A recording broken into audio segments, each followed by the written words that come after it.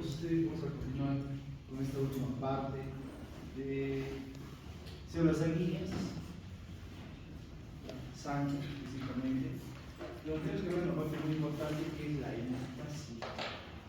Entonces, ¿qué es la hemostasia? Es un mecanismo en el cual trata de cohibir las hemorragias. Para esto, tiene varios mecanismos, ¿ya? El cual vamos a ver aquí. Como vemos, tenemos el espasmo muscular, que trata en sí de la vasoconstricción de los vasos sanguíneos, un tapón plaquetario, ¿ya? Este tapón plaquetario que se produce gracias a las plaquetas, donde hay una lesión de las plaquetas, una activación de las plaquetas y una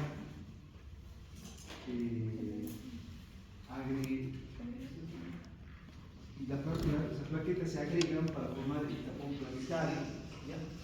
Y por último, la formación del coágulo, donde aquí entran los 12 factores de la coagulación, ¿ya? Entonces, esos tres procesos se dan para que tenga lugar la hemostasia. Entonces, si hablo del espasmo vascular, ¿ya? Estoy hablando de la vasoconstricción, ¿ya? Entonces, para que se produzca esto, como usted sabe, se tiene que producir la contracción de las paredes del vaso sanguíneo. O sea, gracias al músculo liso que presenta, se va a producir esta vasoconstricción. Entonces, ¿a qué se debe esta vasoconstricción? Primero, a un espasmo miógeno local. Entonces, este espasmo miógeno, sobre todo, se produce cuando hay dolor. Entonces, cualquier lesión que se produce, un golpe, un corte, etc., entonces va a producir dolor. Por lo tanto, este dolor va a producir este espasmo miógeno local por la contracción del músculo liso que se encuentra en la pared vascular. Factores autacoides locales. Como ustedes saben, el endotelio, cuando se lesiona, produce sustancias locales, las cuales producen vasoconstricción. ¿Ya? Ejemplo, pone a las prostaciclinas, a tromboxano A2. Entonces, estos son encargados de producir vasoconstricción. Y por último, igualmente, los reflejos nerviosos. Como saben, los reflejos nerviosos por el sistema nervioso autónomo, igual son los encargados de producir esta vasoconstricción. En este caso, estaría dado por el simpático.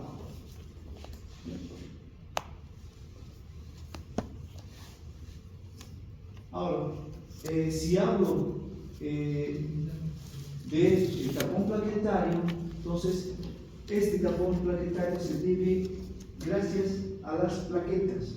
Las plaquetas normalmente, ¿ya? Cuando no se produce ningún tipo de lesión, presentan en su zona periférica un glucocálix, ya que es la cubierta exterior, y una membrana celular, ¿ya?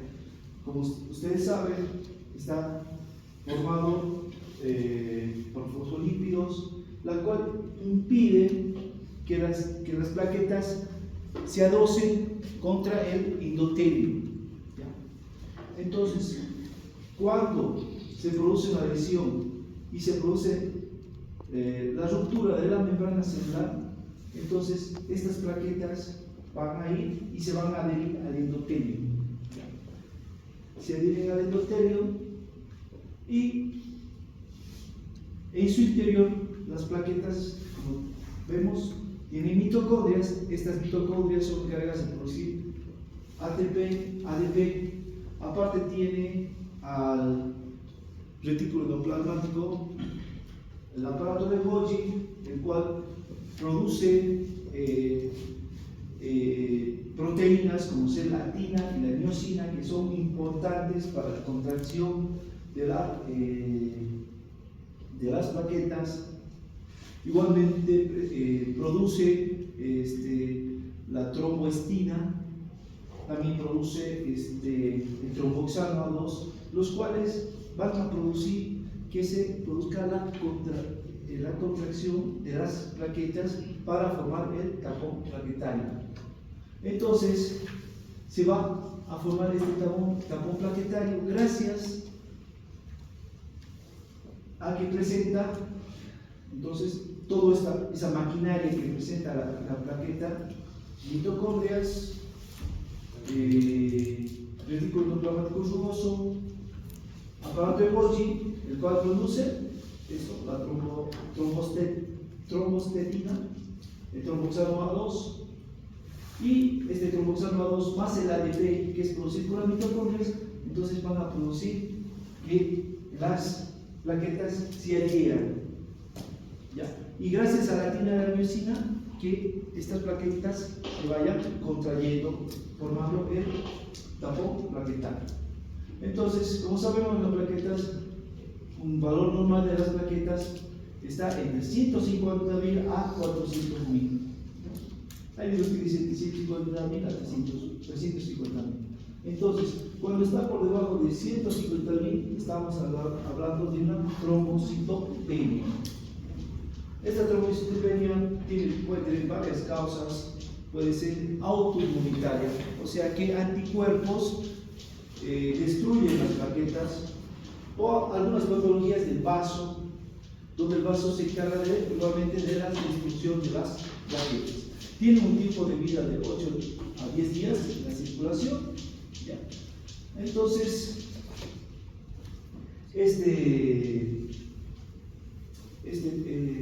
cuando las plaquetas, por ejemplo, en el caso de la aterosclerosis, ustedes saben que se forma una placa de ateroma en el subendotelio, y esta placa de ateroma en el subendotelio, ¿ya? Entonces, cuando rompe el endotelio, las plaquetas chocan y se destruyen y comienzan a formar un coágulo, un tapón plaquetario, primeramente, ¿ya? Entonces, van a liberar sus gránulos de ATP y tromboxano A2, ¿ya? Y se produce la agregación de las plaquetas, y posteriormente se produce la contracción de este tapón plaquetario gracias a la actina y a la miosina que se produce dentro de las plaquetas. La coagulación de la sangre. Entonces, aquí estamos hablando del coágulo de la sangre. Entonces, este coágulo tiene 3 etapas, como vemos aquí.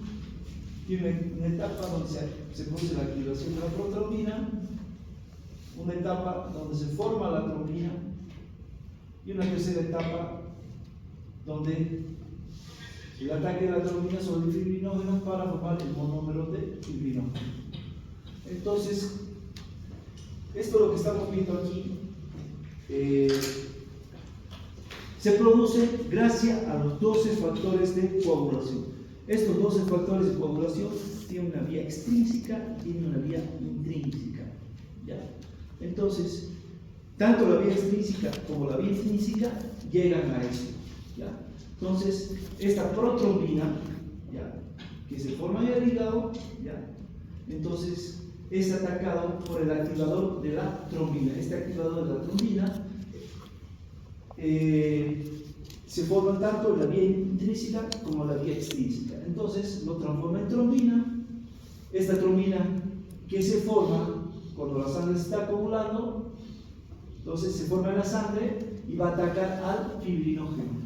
Y este fibrinógeno va a formar el monómero de fibrinógeno, ¿ya?, del cual luego se va a producir el monómero de fibrina. Pero este monómero de fibrina, que son fibras entrecruzadas, es débil. Por lo tanto, aparte de la trombina, va a activar el factor 13 de la coagulación, que es el factor estabilizador de la fibrina, el cual, este monómero de fibrina, lo va a transformar en una fibrina de hilos entrecruzados, el cual es más, podemos decir, más duro, ¿ya? Entonces, todo este proceso se produce para la formación de la coagulación de la sangre, ¿ya? todas estas etapas que estamos describiendo aquí. Entonces, ya se ha formado el coágulo, ¿ya? Aparte este coágulo ha atrapado plaquetas, ¿ya? Entonces, este coágulo se comienza a retraer, ¿ya? Entonces, cuando se retrae este coágulo, comienza a salir líquido, ¿ya? Por fuera de este coágulo, muy parecido al plasma, pero que se diferencia del plasma. ¿Por qué? Porque no tiene fibrinógeno y no tiene factores de coagulación. Por tanto, ese líquido que escapa por fuera del coágulo no coagula, ¿ya? Ese líquido. Entonces, esta es la diferencia. Y este coágulo se retrae, ¿ya? Gracias a las plaquetas, ¿ya? Porque presenta el tromboxano A2 y sus filamentos de actina y fibrina, los cuales lo van a contraer. ¿Ya? Ahora, entonces estas plaquetas son muy importantes porque cuando existe lesión en vasos pequeños, perforaciones, como ser vasos de la piel, del intestino, son encargados de taponear estos vasos, ¿ya? Y cohibir la hemorragia. Igualmente es muy importante en los vasos pequeños que existen en el cerebro. Entonces, cuando estas plaquetas, por ejemplo, están por debajo de 100.000, por debajo de 50.000 en su número, entonces hay un riesgo grande de hemorragias, ¿ya? ¿Cuándo se produce este riesgo de hemorragias? Por ejemplo, ya dijimos, enfermedades autoinmunitarias que destruyen las plaquetas, o sea, nuestras propias células inmunitarias destruyen las plaquetas, o cuando se produce sepsis o shock séptico, o sea, cuando hay una infección sistémica y la cual va consumiendo las plaquetas, ¿ya? Entonces el número de plaquetas va decayendo y si hay lesiones y no se va a formar este tapón plaquetario, entonces hay riesgo que la sangre se produzcan microhemorragias y el tejido más afectado es el cerebro. Ahora, si este paciente, por ejemplo, tiene tendencia, vamos al otro extremo, cuando se produce la aterosclerosis, pacientes que sufren de dislipidemia, ¿por qué? Porque tienen colesterol triglicéridos altos, ¿ya? Porque por una mala dieta, sedentario, comienza con problemas de hipertensión arterial y las placas de ateroma se sitúan por debajo de su endotelio, lesionan el endotelio y entonces las plaquetas se van adheriendo a esta placa de ateroma y forman el tapón plaquetario y va a dar lugar igualmente que se forme un trombo, un coágulo, porque se activa todo esto. La protrombina que está en la sangre, que es producida por el hígado, es activado por el activador de la trombina, se transforma en trombina hasta dar los hilos de fibrina y formar el coágulo. Entonces, se forman estos coágulos que sería un trombo, que cuando se destruye este trombo forma émbolos, y estos émbolos van a ir a obstruir a los pequeños vasos, los cuales producen problemas, infarto de miocardio, pueden producir un acero isquémico o obstruir las arterias, los vasos renales, en este caso y producir fallas renales. Entonces, ¿qué se tiene que hacer ahí para prevenir esto? Es por eso que los cardiólogos dan aspirina. Entonces, la aspirina, ¿qué hace? Inhibe al tromboxano A2. Por lo tanto, no se van a formar el tapón plaquetario. Entonces, se trata de que para que no se formen los trombos. Es una forma de prevención. Entonces, Primeramente hemos hablado de la trombina, ¿ya? Esta trombina, tenemos aquí, que es muy importante, pero la protrombina, ¿ya? Que es muy importante, que es una alfa-2 globulina, que tiene un valor, si medimos en la sangre, de 15 miligramos por decilitro, con un peso molecular de 68.700 y que depende mucho de la vitamina K. O sea, que para que se metabolice a nivel del hígado necesitamos de la vitamina K. Entonces, como sabemos, esta vitamina K está en la dieta, en los cereales, legumbres, en la carne de pescado. Entonces, para que se absorba la vitamina K en el intestino, necesitamos de la bilirrubina, que es producida, metabolizada en el hígado y pasa al intestino, y gracias a la bilis se absorbe la vitamina K, que es fundamental para la formación de protrombina. ¿Ya? Entonces, cuando existe déficit de absorción de vitamina K, entonces la protrombina está afectada. ¿Ya? Se afecta la protrombina. Entonces, vamos a ver, cuando veamos el coagulograma, siempre valoramos la protrombina. ¿Cuál es su valor normal? 15 miligramos por decilitro. ¿Ya? Ahora, igualmente, si hay alguna enfermedad hepática, la formación de protrombina va a estar disminuida, por lo tanto, la sangre no va a coagular. ¿Ya? ¿Por qué? Porque la protrombina es la encargada de formar la trombina, como vemos aquí. ¿Ya? Doc, una pregunta. Dígame. Si hay exceso de vitamina K, ¿va a haber más protrombina? No. ¿Al revés? O sea, el hígado estabiliza la formación de protrombina. No va a haber un exceso. Por ejemplo, siempre que nosotros tenemos pacientes en el hospital, ¿ya? Entonces, tomamos antes de entrar a la cirugía, tomamos los valores de protrombina. ¿Ya? Entonces, si estos valores están disminuidos, entonces comenzamos a colocar vitamina K al paciente endovenosa para que la protrombina llegue a sus valores normales y haya menos riesgo de que se produzca, de que la sangre no coagule. ¿Ya? Ahora, los niños,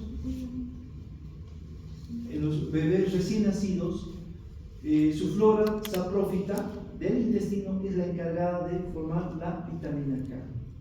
Igualmente, el niño nace y por norma se le coloca vitamina K. ¿Por qué? Porque su hígado todavía no lo está produciendo. Y así se evitan problemas de que la sangre no coagule. Luego tengo la trombina. ¿Ya? Como sabemos, la trombina se forma en la sangre. Entonces, esta trombina tiene un peso molecular de 33.700 y se activa por el factor 8, 9, 10, 11, 12 y 13 de la agregación plaquetaria. Entonces, todos estos factores van a activar a la trombina. ¿Por qué? Porque van a formar el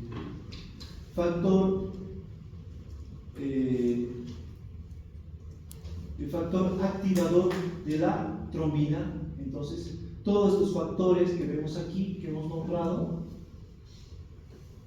el 8, el 9, el 10, van a ser que dan lugar al activador de la trombina y transforman la protrombina en trombina, para luego que este trombina ataque al fibrinógeno para formar la fibrina.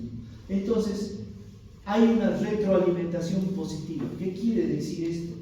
Que mientras más trombina se forme, se va a formar mucho más protrombina. Por eso es una retroalimentación positiva. ¿Ya? Y también existe un complejo heparina-antitrombina 3. ¿Qué función tiene esta?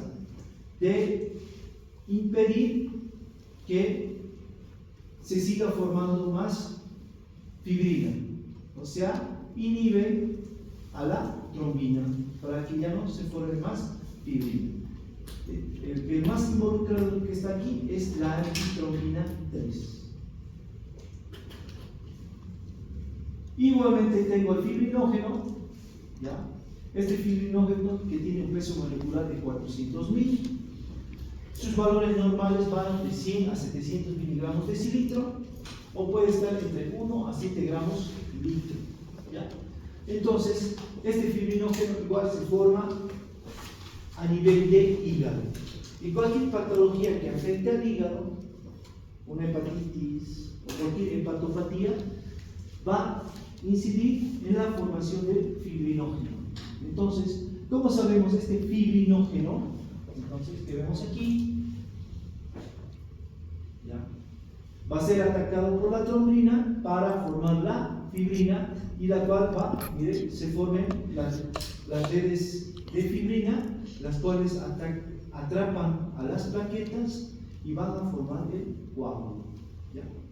Entonces, posteriormente se produce esta retracción del coágulo que les estaba explicando, o sea, el coágulo se va a retraer. ¿Por qué se retrae? Gracias a las plaquetas donde se rompe su pared celular y escapa el tromboxano 2, ¿ya? Y el ADP. Entonces estas plaquetas se adosan y gracias a las proteínas de la actina y la fibrina se comienza a contraer. Entonces, al retraerse este coágulo, escapa líquido. Y este líquido que está fuera del coágulo, ¿qué característica tiene? No coagula. ¿Por qué? Porque no tiene fibrinógeno y no tiene los factores de coagulación. Entonces, muchas veces ustedes van a ver cuando drenen un hematoma, hay un líquido claro por fuera de este, ¿ya? Que tiene una característica amarillenta, o cualquier lesión que se haga, hay un líquido amarillento. Entonces este nunca va a llegar a coagular. ¿Por qué? Porque este coágulo se ha retraído y el líquido que tiene fuera no tiene el fibrinógeno. Entonces, repasando esta parte, la protrombina, ¿dónde se forma? En el hígado. ¿De quién depende? De vitamina K. De la vitamina K. Ahora, para que esta protrombina se transforme en trombina, ¿qué tiene que pasar? Tiene que activar los factores. Depende de la vía extrínseca e intrínseca de la coagulación, ¿ya? Que va a dar el factor activador de la trombina, que lo transforma en protrombina a trombina, ¿ya? Entonces, ¿y esta trombina qué va a hacer? Esta trombina se forma en la sangre, ¿ya? Cuando hay alguna lesión. Entonces, ¿qué hace esta trombina? Ataca al fibrinógeno, ¿ya? Entonces, este fibrinógeno va a dar lugar a la fibrina, que es la que va a formar esta red donde atrapa las plaquetas para la formación del coágulo. Pero no nos olvidemos que esta fibrina que se ha formado, antes se formaría el monómero de fibrina y luego la fibrina, tiene que ser atacada por el factor 13 de la coagulación, que es el factor estabilizador de la fibrina, hace que sea una fibrina más dura, podríamos decir, y el coágulo así no se disuelve. Entonces, ya hemos visto esta primera parte. Entonces, para que se forme el activador de la protrombina. Entonces, gracias a que se forma a los 12 factores de la coagulación. ¿Ya? ¿Qué los tenemos ahí? Los 13 factores. ¿Perdón? No hay 6. No. Ajá. Sí. Entonces, ¿cuál es el factor 1? Es el fibrinógeno, que ya lo mencioné. Factor 1 es el fibrinógeno. El factor 2 es la protrombina. ¿Ya? que también ya lo he descrito, que se forma en el hígado. Los dos se forman en el hígado. ¿Ya? El factor 3 de la coagulación es el factor tisular o la tromboplastina. Este factor 3, factor tisular, es muy importante, se forma a nivel de los tejidos, está formado por cadena de fosfolípidos que se producen cuando hay una lesión a nivel de los tejidos. Entonces se va a liberar este factor 3 de la coagulación. Igualmente tengo al factor 4. ¿Cuál es el factor 4? Es el ion calcio, que es muy importante, que participa tanto en la vía extrínseca como en la vía intrínseca. Entonces, el calcio es muy importante para que se dé lugar a la coagulación. ¿Ya? Entonces, aquí tenemos que notar que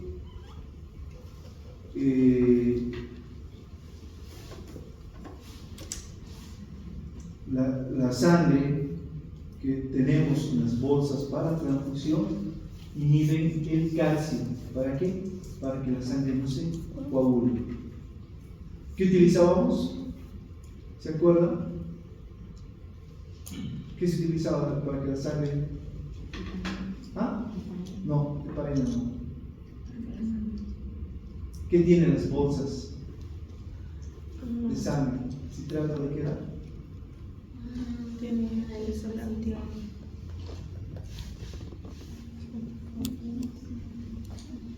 ¿Cómo se llama?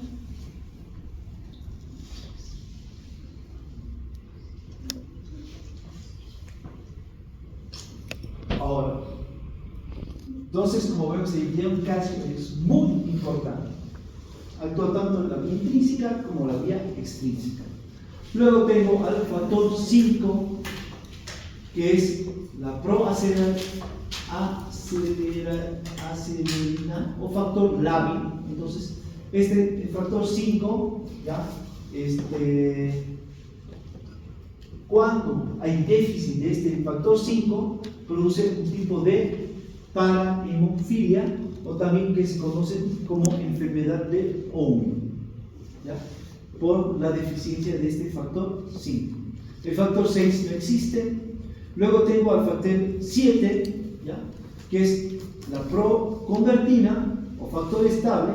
Este factor 7 actúa solo en la vía extrínseca, ¿ya? Y es un acelerador célico de la conversión de la protrombina, ¿ya? O sea, convierte la protrombina. Luego tengo el factor 8, ¿ya? Este factor 8, ¿ya? Que cuando hay déficit de este factor 8 se produce la hemofilia tipo A o factor de von Willebrand se llama. Entonces cuando hay déficit del factor 8 se produce la enfermedad de von Willebrand, ¿ya? Uno de los casos más famosos de este factor 8 de la coagulación, por ejemplo, es de la última monarquía de Rusia.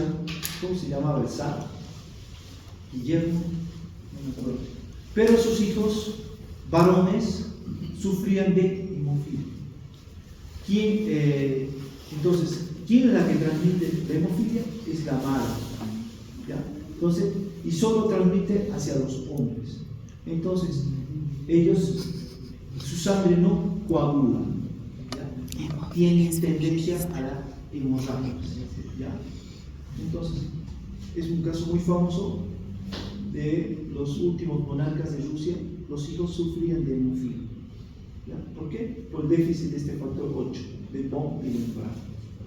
Este factor 8 también actúa en la vía, actúa solo en la vía intrínseca. El factor 9, ¿ya?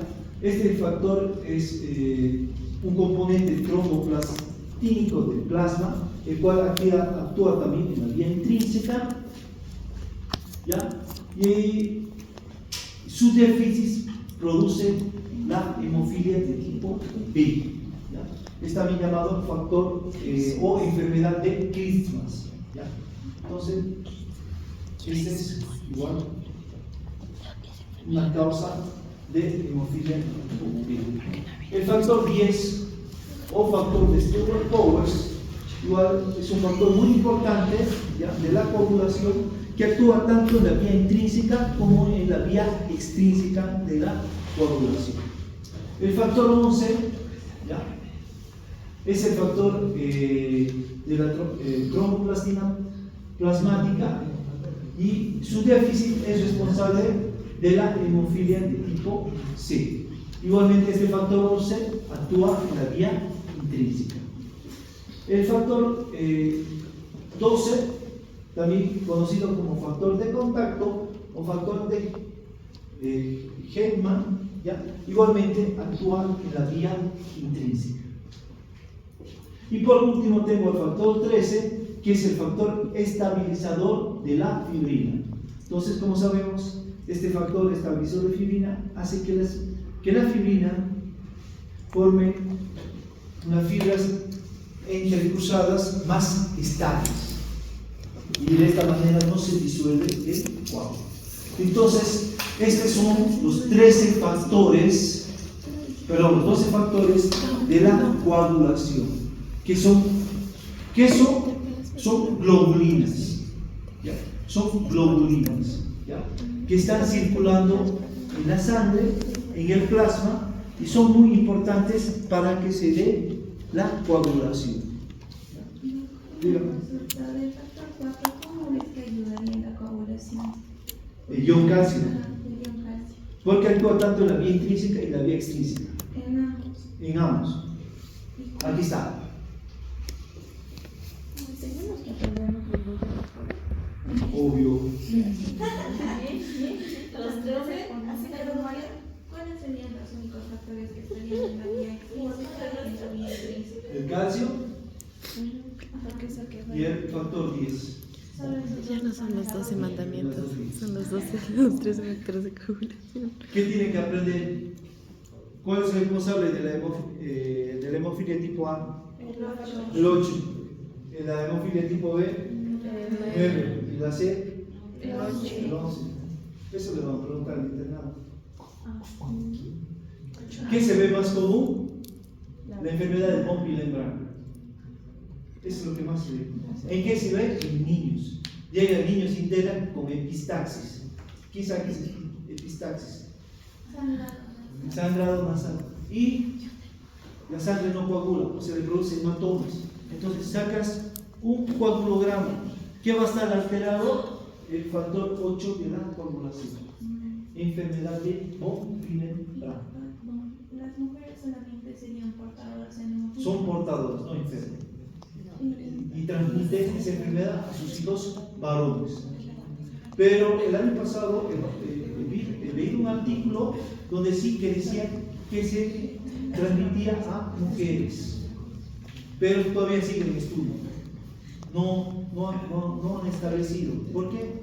Porque los hematólogos se reúnen y bueno, comienzan a analizar los casos y bueno, y ya sacan una determinación que si el factor 8 de la coagulación, su déficit también es transmitido a las mujeres, pero no he visto nada. Tal vez un hematólogo ya tenga la información, pero hasta ahora no he visto algo que diga que sí se puede pasar a la mujer. Hasta ahora está establecido que solo lo pasa a los hijos varones.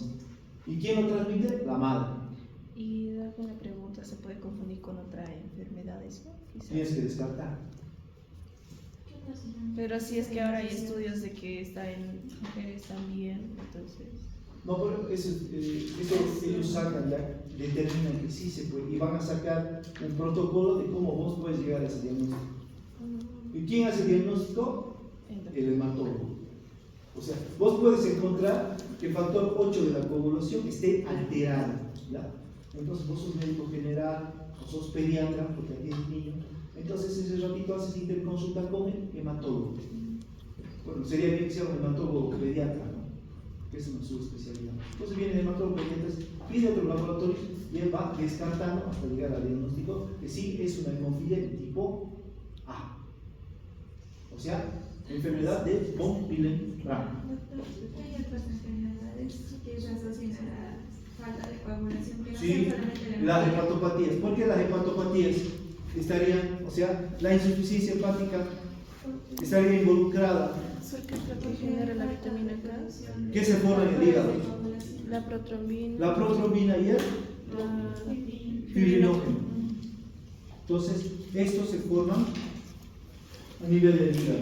Entonces, una enfermedad hepática igualmente va a producir que no se coagule la sangre. Entonces,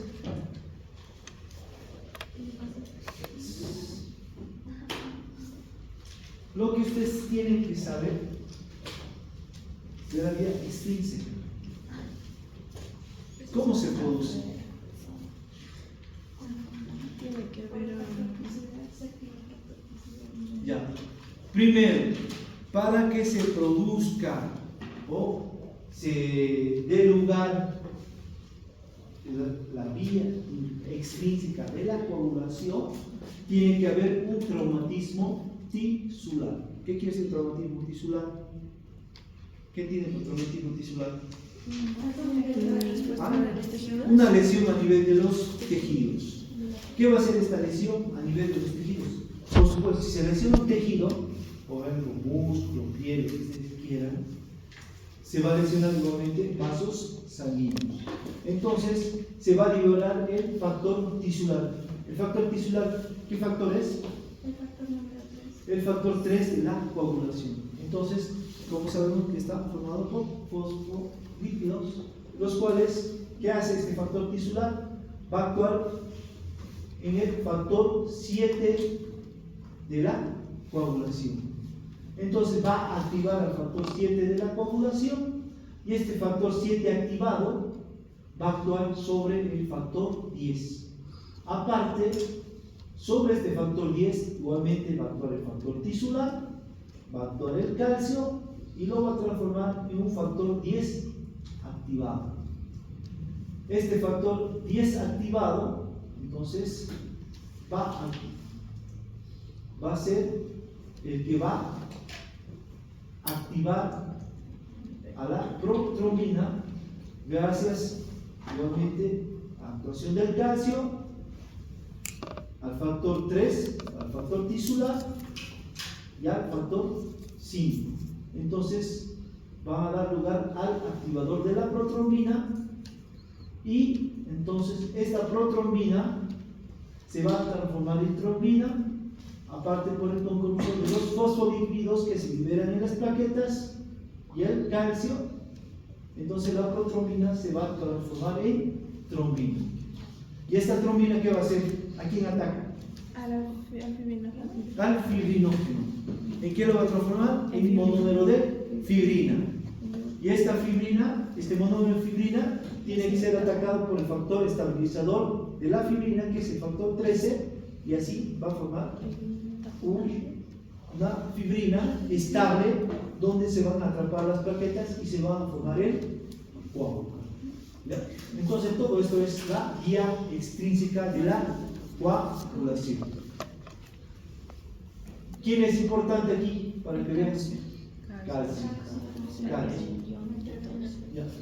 Y otra cosa, esta trombina, como vemos aquí, está estimulando al factor 5 para que haya mayor activador de protrombina y la trombina se transforme en trombina. O sea, hay una retroalimentación positiva.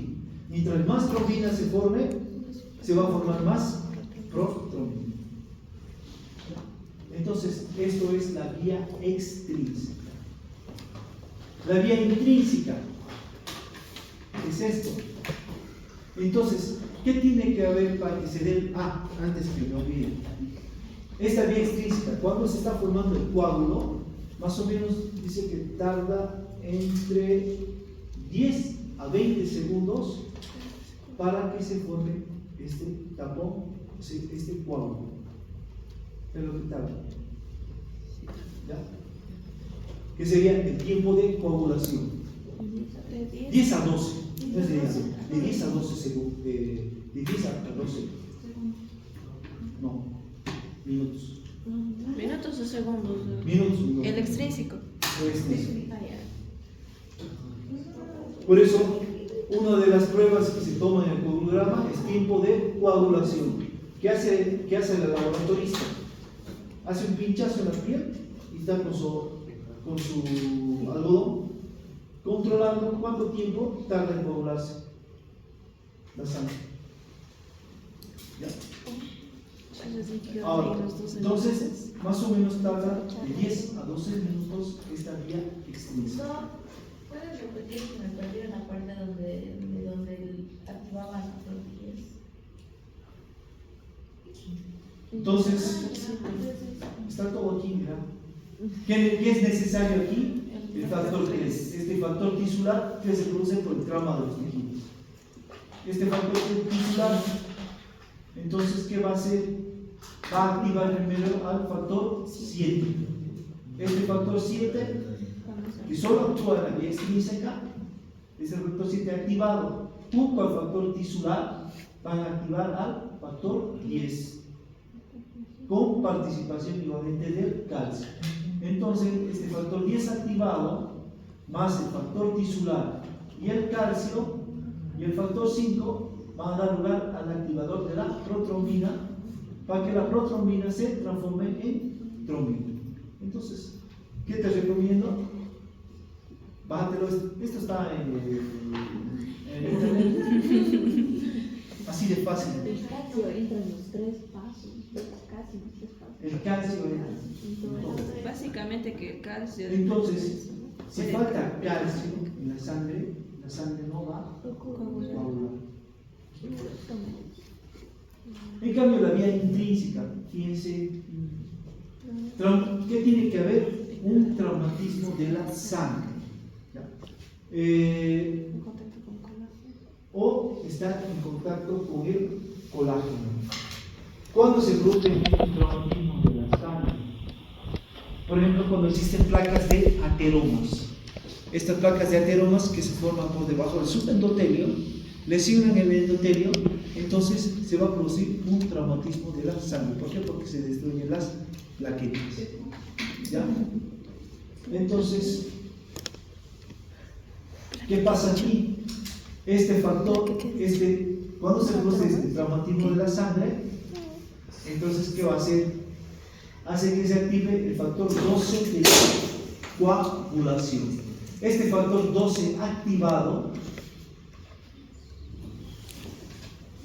por el cininógeno o la precalicreína va a actuar sobre el factor 11 y va a activar este factor 11, y este factor 11 activado, ¿ya?, va a actuar sobre el factor 9 junto al calcio y va a activar este factor 9.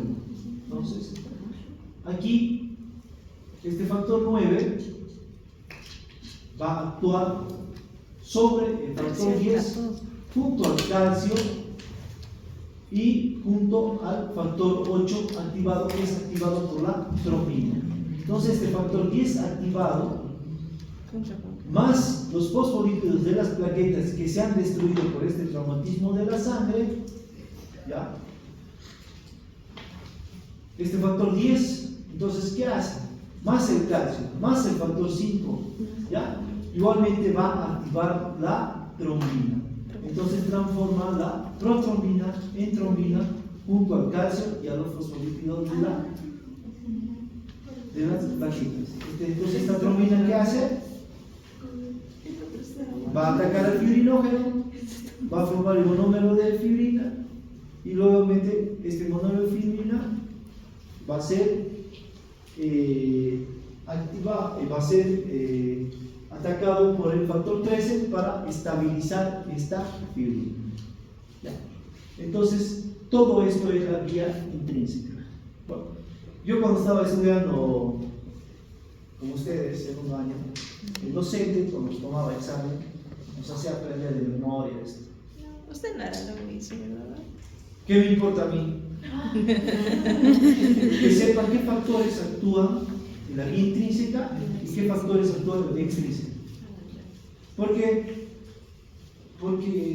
al menos que seas hematólogo, o sea, subespecialista, vos tienes que saber sí todo esto de memoria. Y aparte, muchas cosas más. ¿Ya? Sos especialista. ¿Pero qué me interesa a mí? ¿Qué factores intervienen solo en la vía intrínseca? El 8, el 9. El 12, el 11, el 9, el 10, 8. ajá. 5 está involucrado. 5 igual. 5 está ahí. ¿Ya? Entonces, saber qué factores están involucrados en la vía intrínseca y qué factor solo está involucrado en la vía extrínseca. Factor 3. El 7. ¿Qué factor actúa en las dos vías? El calcio. El calcio y el factor 10. Entonces, es lo que me interesa a mí que ustedes tienen que aprender para saber en la vía extrínseca qué factor se tiene que activar para que se inicie la vía extrínseca. El factor tisular. El factor tisular, el factor 3. Y para que se active la vía intrínseca, Tiene que ser activado el factor 12. 12. Eso es lo que tienen que saber ustedes. Porque todo llega al mismo resultado.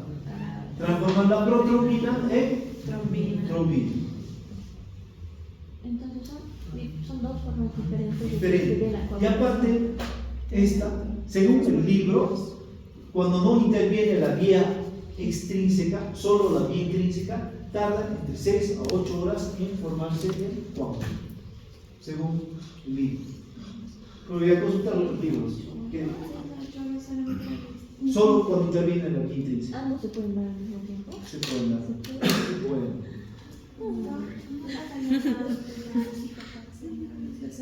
Un exceso de calcio. ¿O qué podría? Si hay lesión, sí, la sangre va a curar mucho más rápido.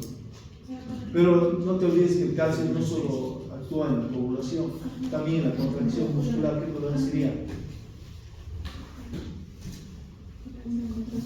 Los cristales. ¿Ya? Entonces, igualmente, ¿qué tienen que saber aquí? Por ejemplo, aquí solo interviene el factor 7, solo interviene en la vía extrínseca, no está en la intrínseca. El calcio está en los dos, el factor 10 está igual en las dos vías. Y el factor tisular, igual, el factor 10 solo interviene en la vía extrínseca. ¿Ya? ¿Quedaremos aquí? Sí. Vayan repasando esto, háganse dibujos para entender ¿De dónde viene el signo? tanto vía extrínseca como vía ¿De dónde viene el intrínseca de la signo? coagulación. En la vía intrínseca, ¿de dónde está el cini? Ese no fue el nombre. Es el cininógeno. ¿De dónde sale eso? La precalcreína, ¿De dónde sale? de la sangre. Ah, Pero es una proteína. Precalcreína es una proteína. Pero para que actúe, primero tiene que activar el factor 10. puede, para formar un cuadro, puede tomar la persona de No, necesita la participación de los plaquetas. Sí o sí. Si no, no se va a retener el coágulo. Un ratito, por favor, a la lista. Si es que no hay, no va a